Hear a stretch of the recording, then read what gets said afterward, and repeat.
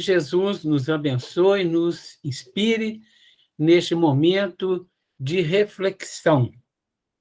Nós vamos compartilhar a nossa tela para analisarmos esta passagem do Evangelho de Jesus, que tem como título O Homem da Mão Mirrada.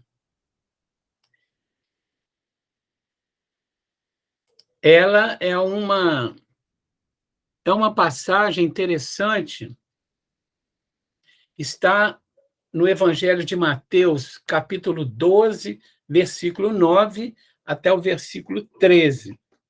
E também no Evangelho de Marcos, capítulo 3, versículo 3. E ele mostra os momentos de Jesus em que ele estava já se aproximando do final da sua missão. Ele é um instante em que nós percebemos a pressão dos fariseus sobre o Cristo, tentando fazer com que ele caísse em contradição e pronunciasse algo que seria contra as leis mosaicas. Porque se Jesus vacilasse ali, naquele instante, e ele proferisse qualquer frase ou palavra que fosse contra as Sagradas Escrituras, que fosse contra a Torá, que é o Pentateuco judaico, constituído dos 5 primeiros livros do Antigo Testamento. Se ele dissesse algo contrário ao que estava escrito lá, os judeus, eles tinham o direito de mandar prender Jesus e levá-lo a julgamento. Então, a gente vai perceber nessa passagem que Jesus já estava escapando dessas ciladas. Em um momento anterior, ele estava dentro do próprio templo judaico e os soldados romanos, aliás, os soldados do Sinédrio, estavam querendo prendê-lo. E ele simplesmente evaporou, sumiu, ninguém viu. Então, ali, ele retorna novamente em uma outra cidade, ao templo, à sinagoga, para discursar, para falar sobre o Pentateuco judaico. Então, vamos ver essa situação pela qual Jesus passou. Nós vamos ler todos os versículos e depois nós vamos refletir sobre cada um deles. O primeiro versículo é este. Saindo daquele lugar, dirigiu-se à sinagoga deles, e estava ali um homem com uma das mãos atrofiada. Procurando um motivo para acusar Jesus, eles lhe perguntaram: é permitido curar no sábado? Ele lhes respondeu: qual de vocês, se tiver uma ovelha e ela cair num buraco no sábado, não irá pegá-la e tirá-la de lá? Quanto mais vale um homem do que uma ovelha? Portanto, é permitido fazer o bem no sábado. Então ele disse ao homem: levanta-te e vem para o meio. Estenda a mão. Ele a estendeu e ela foi restaurada e ficou boa como a outra. Então, nós vamos conhecer os personagens desta passagem evangélica. O primeiro deles, o mais importante, é Jesus, né? Ele é o personagem central dessa passagem evangélica. O segundo personagem é o homem enfermo do corpo. Ele era possuidor de uma doença não muito comum naquela época, em que a doença provocava o definhamento das extremidades das mãos. E ele, então, era o homem das mãos doentes. E os outros personagens são os enfermos da alma. Quem eram os enfermos da alma? Aqui nós vemos que Jesus sai de um lugar e vem para o outro. E ele diz que entrou na sinagoga deles. Deles quem? Dos fariseus. E quem são os fariseus? Na Boa Nova, sempre Jesus fazia alguma referência aos fariseus. E as referências não eram lá muito positivas. Ele chegou mesmo a usar de palavras fortes para explicar o comportamento moral deste grupo de pessoas. Os fariseus, eles eram do templo judaico, eles eram aqueles que exerciam as práticas judaicas com extremismo, com radicalismo. Eles seguiam à risca os ensinamentos, mas eles seguiam à risca os ensinamentos somente de uma forma da boca para fora, né? Uma forma literal, segundo a letra. Mas, na verdade, a realidade deles contradizia com o que eles expressavam. Eles falavam de Deus, mas eles não seguiam o que Deus ensinava. Então, são os fariseus. E Jesus fala disto, e nós podemos ver hoje essa casta de fariseus. Agora, ela não está mais circunscrita a um grupo de pessoas. Nós vemos pessoas agindo contrário àquilo do que fala de muitas formas, de muitas maneiras. Então, vamos começar a analisar, versículo por versículo, a passagem. Saindo daquele lugar, dirigiu-se Jesus à sinagoga deles, dos fariseus. Saindo daquele lugar. Todo o evangelho, os evangelistas, eles sempre iniciam os versículos com um verbo e com uma atitude, com um dinamismo.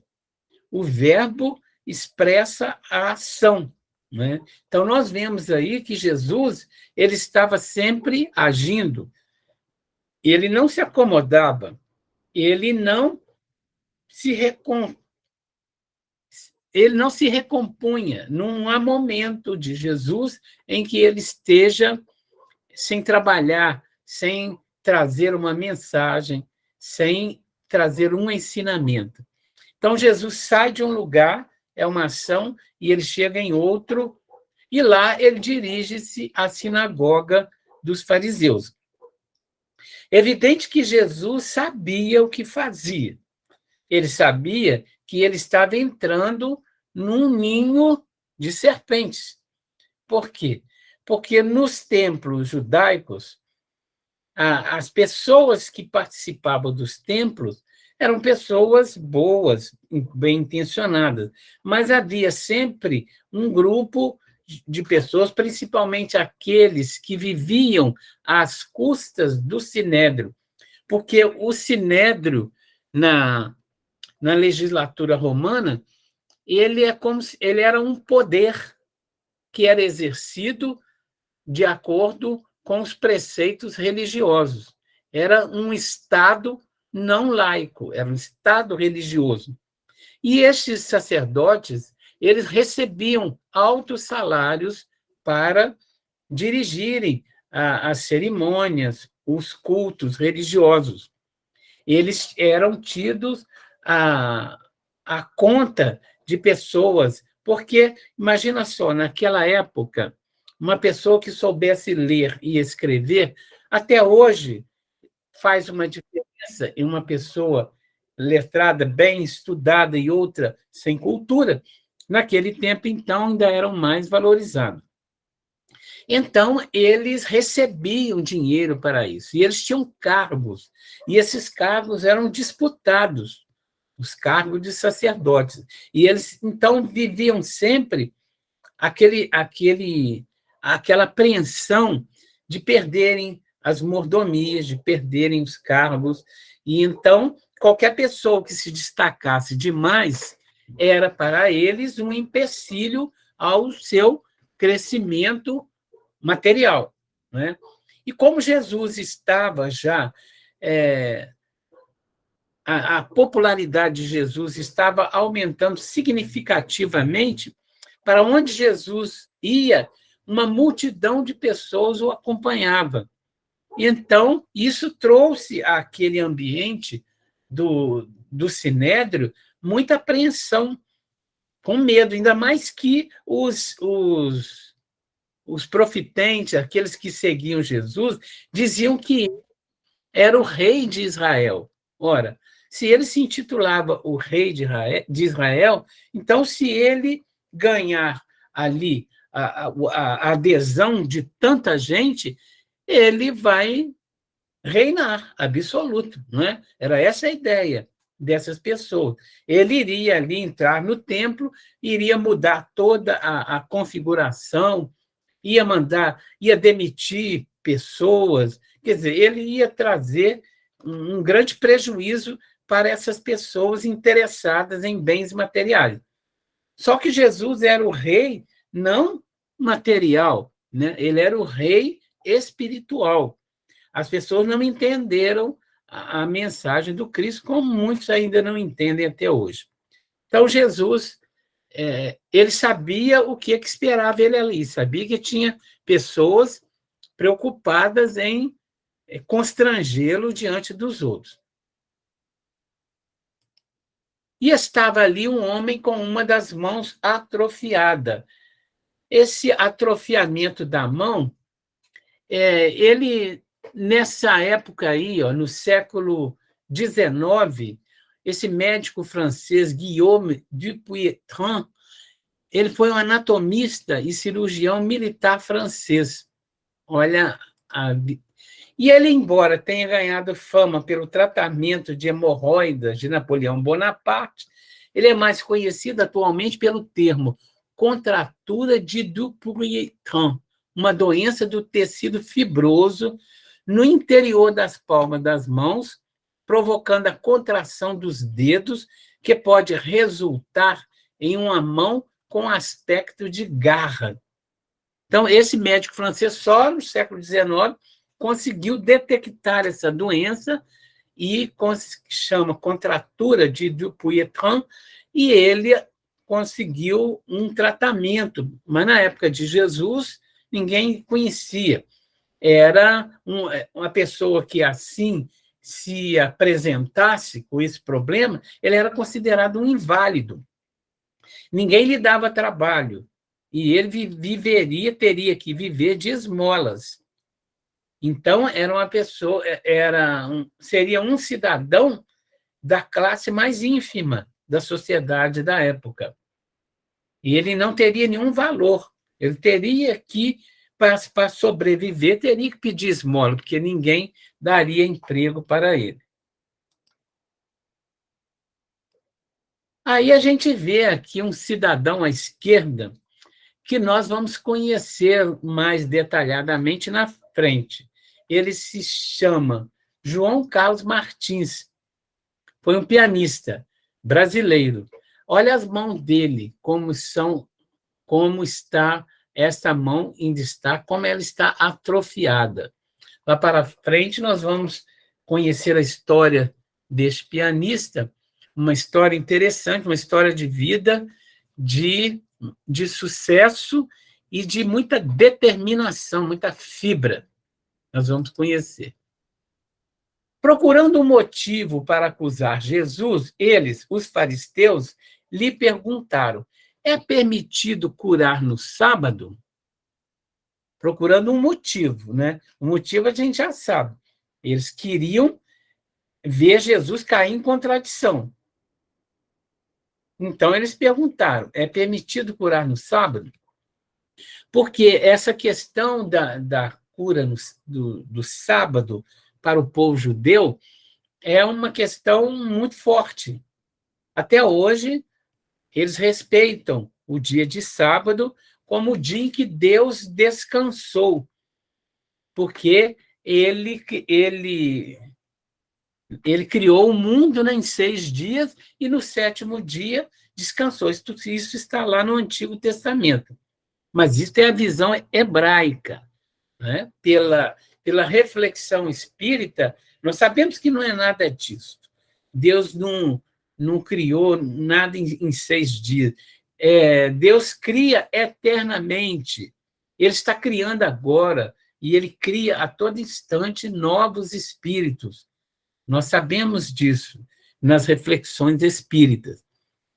Então, não é só um dia que seria sagrado. Todos os dias da semana são sagrados. Nós temos que respeitar, porque são benditas oportunidades para a nossa evolução. Mas eles registraram lá no Antigo Testamento que, como Deus descansou, todo mundo também tem que descansar. E eles seguem isso à risca, até hoje. Eu me lembro que, quando eu morava na cidade de Leopoldina, uma fábrica de tecidos de lá entrou em falência e ela foi adquirida por um grupo judeu, um grupo de empresários judeus da cidade de São Paulo. E eles, então, foram para lá administrar a nova fábrica. E eles observavam o dia do sábado, o que fazia a alegria dos operários, porque eles acabavam tendo 2 dias de folga, né? O sábado judeu e o domingo católico. Para eles estava bom. Mas você vê, até hoje, eles seguem isso à risca. Então, se Jesus falasse que no dia do sábado a gente pode curar, quer dizer, pode trabalhar, porque Jesus estava ali fazendo um trabalho, eles teriam um motivo legal para prender Jesus. Aí Jesus teve que sair pela tangente, né? Ele lhes respondeu: qual de vocês, se tiver uma ovelha e ela cair num buraco no sábado, não irá pegá-la e tirá-la de lá? Aqui a gente vê algumas palavras em destaque. Se tiver uma ovelha, o que seria uma ovelha? Vamos voltar àquela época, à idade, há 2.000 anos, há 2022 anos passados. Naquela época, a sociedade de então era uma sociedade eminentemente rural, pastoril. A gente sabe que a chamada Revolução Industrial ela começou na Inglaterra no século XVIII, no século XVIII. E só de lá para cá que se conheceu a indústria, as máquinas, o trabalho de indústria. Então, Jesus, se fosse hoje, se ele estivesse falando conosco hoje, ele poderia perguntar assim: qual de vocês, se tiver um carro zerinho e ele cair num buraco no sábado, não irá pegá-la e tirá-la de lá? Porque a ovelha, para uma sociedade pastoril, ela era um bem de consumo muito caro. Não era qualquer pessoa que possuía uma ovelha. Então, Jesus usou essa palavra para demonstrar o quê? Um bem material que as pessoas da época tinham interesse em manter consigo mesma. Então, olha só, Jesus deixa claro aí essa ideia de que a pessoa fala uma coisa, lê lá, e faz aquilo como se aquilo fosse uma verdade. A pessoa não raciocina. Naquela época, eles não raciocinavam, não pensavam nisto. Mas eles não deixavam de ir lá e tirar a ovelha se caísse, né? Então, se eles podiam ir tirar a ovelha que caiu num buraco, por que eles iriam proibir Jesus de curar uma pessoa no sábado? Então, a gente percebe o quê? Que são pessoas que se apegam ferrenhamente ao texto da lei. Eles não procuram entender o sentido que está por trás daquela lei. Não pode, não pode. Não tinha exceção. Não tinha exceção, mas eles faziam as exceções deles. Mas se alguém estivesse fazendo, era considerado um criminoso, estava infringindo uma lei mosaica. Aí Jesus reforça: quanto mais vale um homem do que uma ovelha? Portanto, é permitido fazer o bem no sábado. Jesus leva essas pessoas a raciocinar com dignidade, com bom senso. E ele explica: já que uma ovelha tem um grande valor para o nosso bolso, para o bolso deles, para a vida material deles. Mas a vida de um homem é muito mais valorizada. Aliás, não se pode comprar a vida de uma pessoa. Não há dinheiro no mundo que compre a vida de alguém, porque nem todo o dinheiro do mundo compra a vida, a oportunidade da pessoa trabalhar, crescer, estudar. Nada compra isso. Então, Jesus leva essas pessoas a raciocinarem desse jeito. Então, ele disse ao homem: levanta-te e vem para o meio. Eu sublinhei aí essas duas palavras: levanta-te e vem para o meio. Por que levanta-te? Este homem, ele era praticamente um mendigo, né, doente, com aquele problema manual, e ele estava ali, ele fazia parte da assembleia de pessoas que estavam acompanhando os ensinamentos das Escrituras, ali na sinagoga. Então, ele era um deles.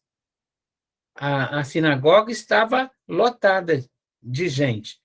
Tinha os fariseus de um lado, que eram os sacerdotes, que dirigiam os trabalhos da sinagoga, e tinha a assembleia de pessoas que acompanhavam as preleções, os ensinamentos. Então, ele era um cidadão, uma pessoa, no meio de uma multidão.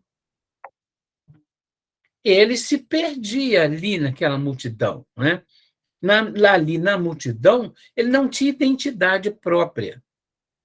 Ele era simplesmente mais um do povaréu, do povão. Então, Jesus pede que ele se levante. Por quê? Se ele permanecesse ali na multidão, ele estaria acomodado. Ele estaria ali preso, acomodado àquela situação. Jesus pede que ele haja, que ele tome a iniciativa, que ele faça algo. Quando nós pedimos a Jesus para ele nos ajudar, nós pedimos, né? Ele diz que nós podemos pedir. Uma boa prece, ela tem o louvor, o agradecimento e o petitório. Todos nós podemos e devemos pedir bênçãos a Jesus, a Deus, seja quem for. Mas nós, quando pedimos algo, temos que contribuir com alguma coisa. Tem uma frase do jargão empresarial em que as pessoas falam assim: não existe almoço gratuito.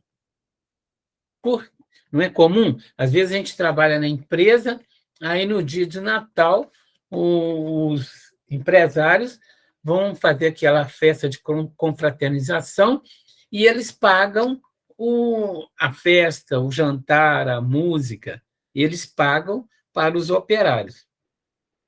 Mas eles pagaram. E eles tiveram que tirar do dinheiro deles. Então, é por isso que se diz: não existe nada de graça nessa vida. Tudo que nós queremos nós temos que lutar para conquistar. E quando nós recebemos algo, nós temos muitas vezes que retribuir, não é? A gente ganha um presente de Natal de uma pessoa amiga, nós nos sentimos no dever de retribuir a ela com um outro presente. Assim também a espiritualidade quer de nós. Não adianta só a gente pedir a Deus e não fazer nada para merecer. Nós temos que dar a nossa contribuição, o nosso esforço, o nosso empenho. Então, quando Jesus pede para ele se levantar, Jesus está pedindo que ele haja, que ele faça alguma coisa para merecer a cura. E, mais ainda, Jesus pede que ele venha para o meio. Olha só que interessante. Vamos imaginar uma assembleia, aqui dentro do salão do centro. A pessoa que está fazendo a palestra, ela está lá na tribuna, ela está em destaque. Ela se diferencia dos demais que estão assistindo e ouvindo a palestra. Então, tem o palestrante e tem a assembleia que o ouve. Quando você tira uma pessoa do meio da assembleia e traz ele para a tribuna, todos os olhares vão focar nele, não vão? E ele se tornou uma pessoa sob os holofotes, como se fosse um ator de teatro em que ele deixa a cena escura de trás, ele sai dos bastidores, vem para o palco e a iluminação do teatro acompanha ele, e ele ali, então, fica sendo visto por todo mundo que está dentro do teatro. Jesus pediu para que ele fizesse isso, que ele saísse da assembleia, da multidão, do comum das pessoas, e viesse perto de Jesus. Mas Jesus precisava que ele viesse perto para ele curar esse cidadão? Não. Jesus não precisava, porque Jesus podia curar de longe, não é? A filha do centurião romano, ela não foi curada de longe? O soldado romano pediu a Jesus, ele estava no meio da multidão, pediu que ele curasse a filha dele, mandasse alguém lá e curasse a filha dele, que estava lá na casa dele. E Jesus falou simplesmente, pode ir que ela está curada. Quer dizer, não precisou de ir lá. Ele, com o potencial de luz que Jesus tem, que é indescritível, que não se mede, que nós não temos a menor ideia da evolução do Cristo, que ele simplesmente pensou, a menina foi curada. Mas ele pediu o homem que viesse até o meio, perto de onde ele estava, para que ele também ficasse sob os holofotes, sob os olhares de todos que estavam presentes. Será por que Jesus fez isso? Ele podia ter curado ele longe, mas ele fez questão de pedir, sai daí, vem aqui, e vem aqui. Porque Jesus quer que quando nós, isso é para nós, hein? Vamos nos colocar na pessoa deste homem da mão mirrada. Nós somos também espíritos ainda em evolução, espíritos ainda, muitas vezes, doentes, do corpo e da alma. Então, Jesus quer que a gente vá para o meio. Ele quer que a gente assuma os ensinamentos que ele nos trouxe. Porque quando nós nos destacamos da multidão, nós nos tornamos um exemplo para os demais. Nós ficamos sob os holofotes, todo mundo nos olha. Olha só, fulano agora é espírita. Antes ele não era. Será por quê que ele se tornou espírita? Aí as pessoas começam a pensar, o que tem o espiritismo de tão bom que fez com que ele mudasse todo o comportamento da vida dele? Aí as pessoas vão procurar saber e, pelo nosso exemplo, elas poderão também chegar até Jesus uma hora. É isso quando Jesus pediu a este homem que viesse para o meio, que se expusesse, que se mostrasse, olha só, eu estou sendo curado pelo Cristo. Isso é muito importante. Vamos fazer o que o Cristo nos ensina para a gente ser curado também. Então, Jesus quis que ele fosse um exemplo para todos. E ele ainda pediu: estenda a mão. E ela foi restaurada e ficou boa como a outra. Jesus também não poderia ter curado a mão dele sem ele fazer nenhum gesto. Poderia, né? Num passe de mágica, mágica para nós, né? Ele curaria a mão daquele indivíduo. Mas ele pediu que ele estendesse a mão. Quer dizer, nós sempre temos que fazer alguma coisa. Não é só receber as bênçãos do céu e ficarmos acomodados no nosso lar, vendo televisão, sem fazer nada, enrolando a vida.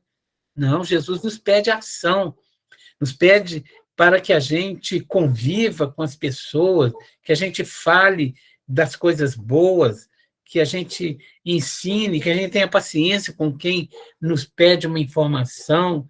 Ele quer que a gente seja dinâmico, igual ele é dinâmico.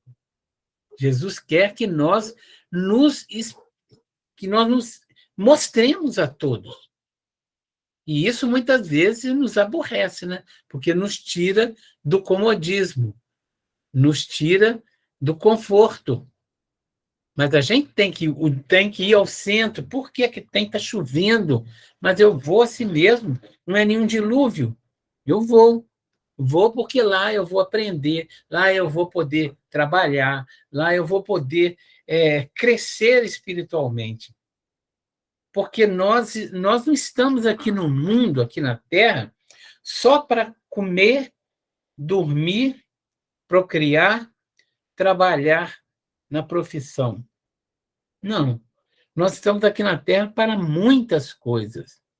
Estamos aqui para nos conhecermos intimamente, através do estudo, da meditação.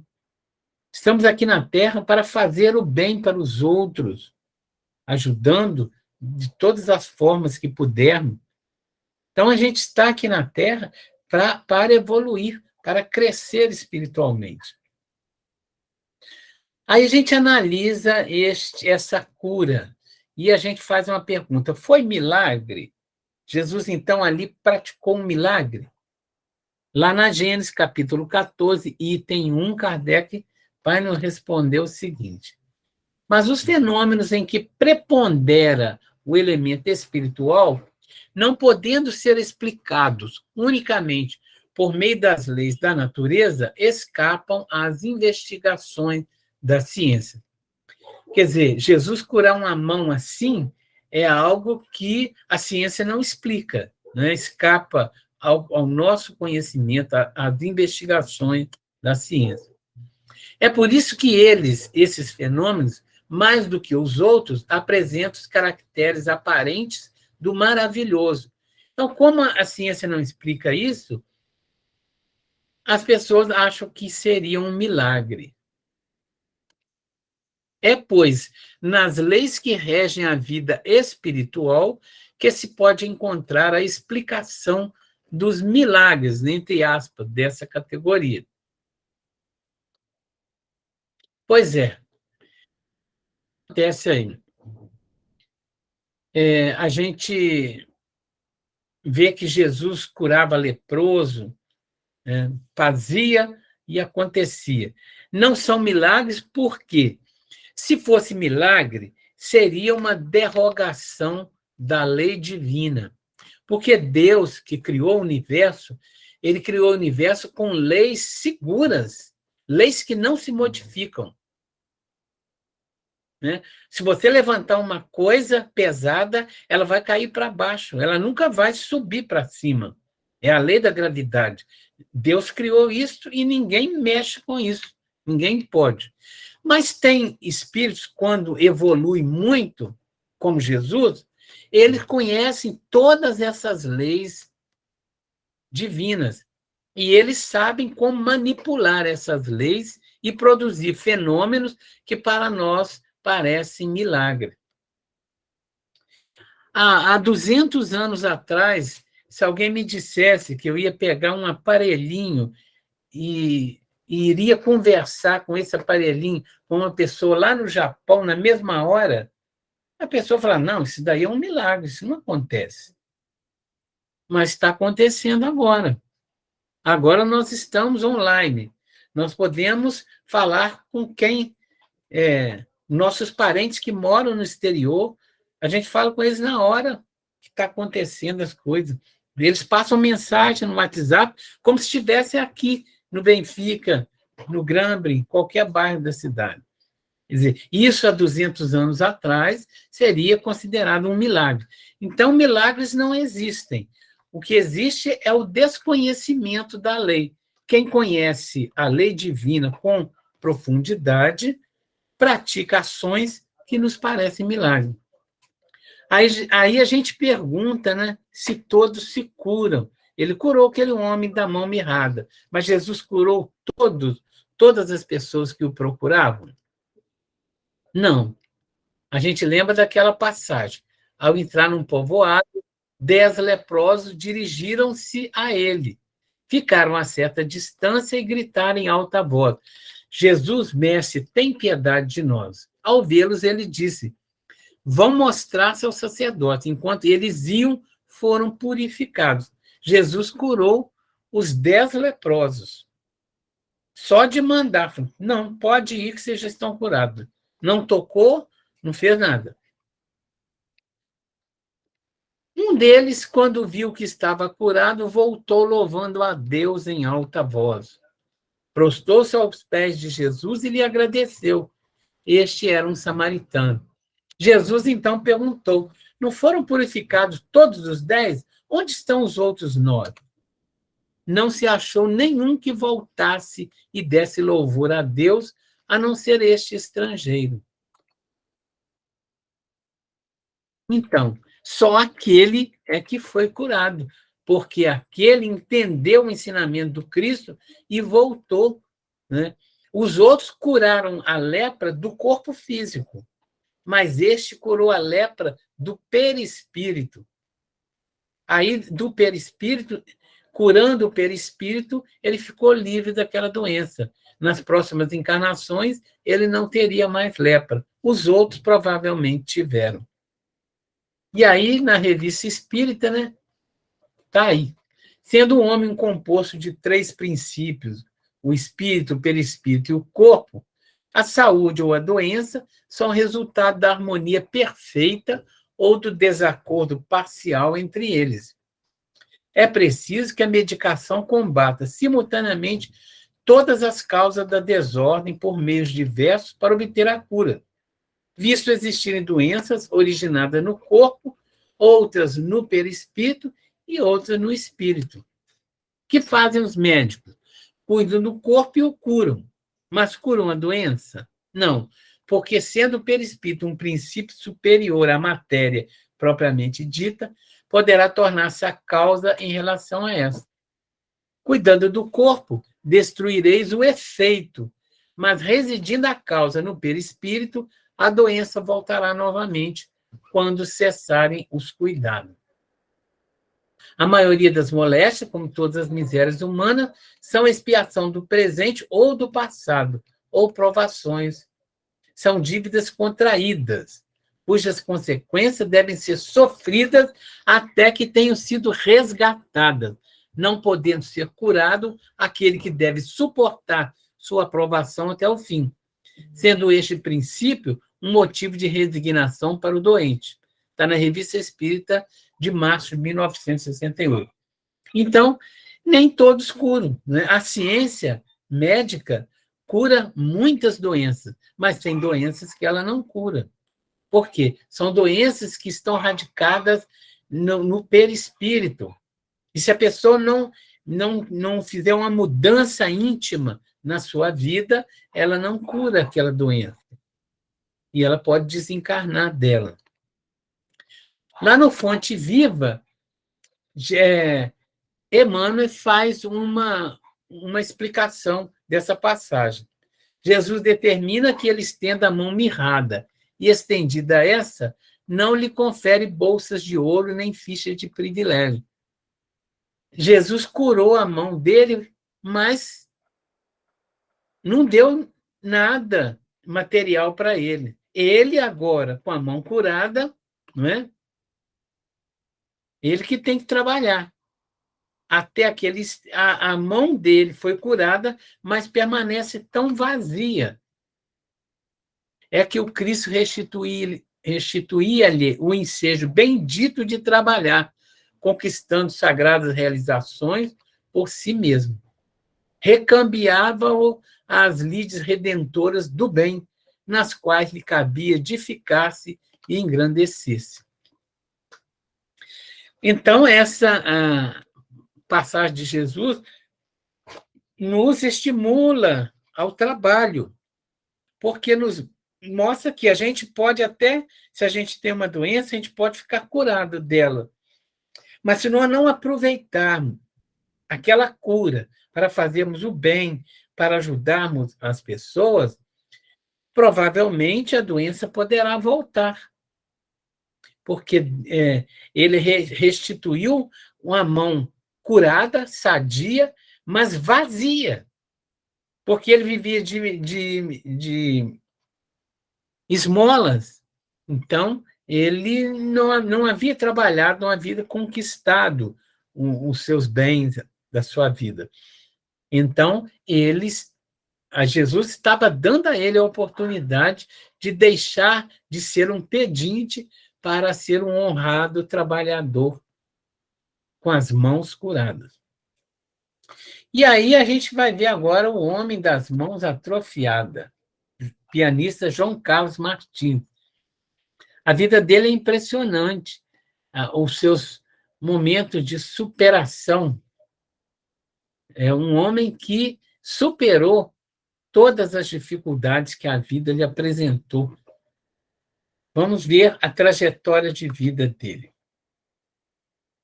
João Carlos Gandra da Silva Martins, pianista e maestro, nascido em São Paulo em 25 de junho de 40, filho do pianista português José Eduardo Martins. Qual foi o primeiro problema que ele teve que superar? Primeira superação. Seu pai tem um polegar decepado em um acidente de trabalho e transfere o sonho de pianista a seu filho e lhe doa um piano. Olha só. Foi o primeiro problema enfrentado por ele. Ele teve que sentir o sofrimento, a decepção do pai. E ele ganha do pai esse piano para trabalhar. Aos 5 anos de idade, passa por uma cirurgia de difícil recuperação. Aos 8 anos de idade, passa por uma segunda cirurgia e fica bem. E mesmo assim que melhorou, ele vence um concurso para executar obras de Bach, para executar músicas clássicas no piano. Ele venceu o primeiro concurso. Assim que ele resolveu a doença, continuou estudando e já passou num concurso.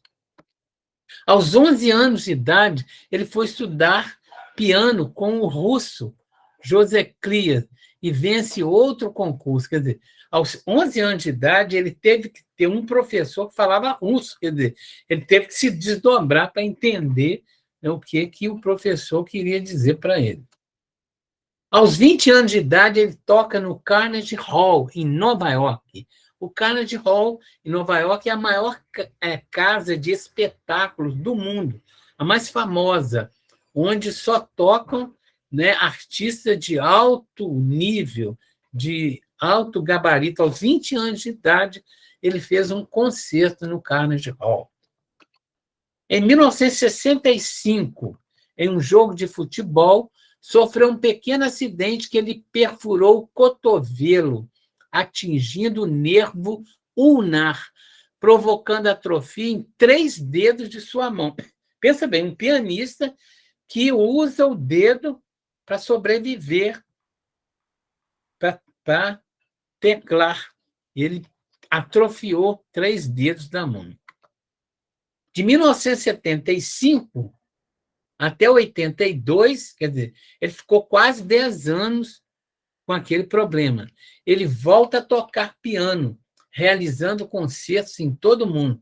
Ele superou isso.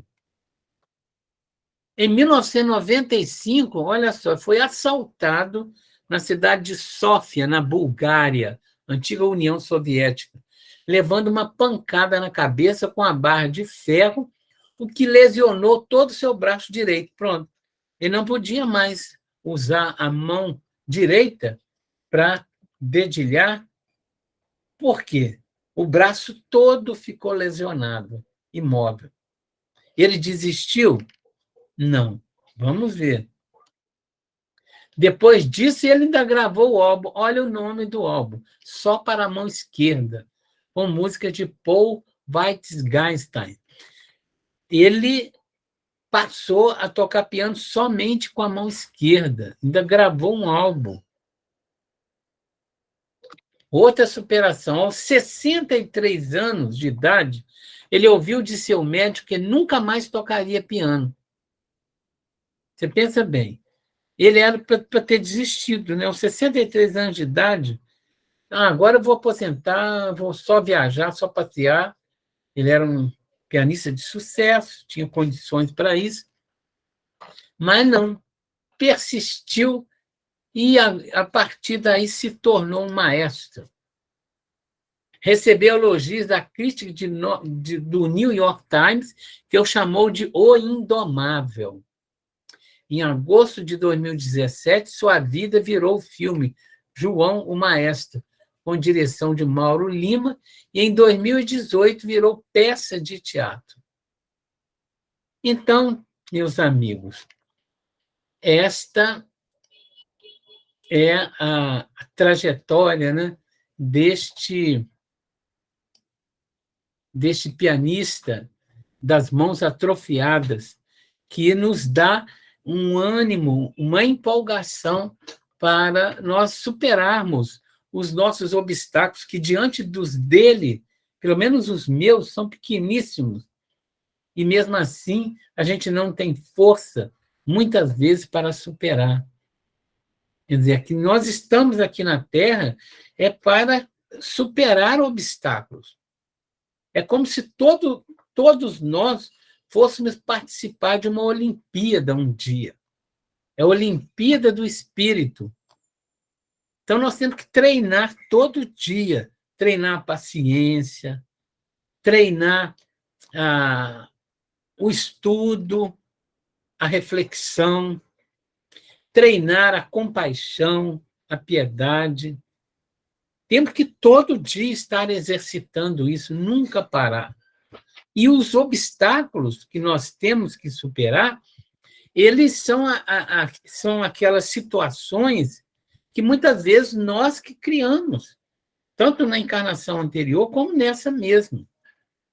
Então, é obra nossa. Nós temos que tirar esse obstáculo, essa pedra do nosso caminho que nós mesmos colocamos. E todas as vezes que a gente tira essa pedra, nós somos uma pessoa vencedora. Nós somos alguém que superou, que venceu. A gente deve começar com as pequenas coisas, pequenas dificuldades do dia, ter mais paciência, mais calma, né? E superando aos poucos, e não ter medo da vida, não ter preocupação com o que virá no dia seguinte, o que vai ser de mim daqui a 10 anos, 20 anos. Vamos viver o dia de hoje, no trabalho, na dedicação, no estudo, no amor ao próximo, na caridade. É assim que tem que ser, né? É assim que nós vamos chegar lá. Então, ficou esta a nossa mensagem. Nós agradecemos a atenção de todos. Pedimos desculpa de não termos comparecido presencialmente, porque vários empecilhos não nos permitiram chegar a tempo, né? Então, mas nós conseguimos aí, pela pelo caminho virtual, né? Que é importante. Obrigado pela atenção de vocês e que Jesus nos ampare sempre.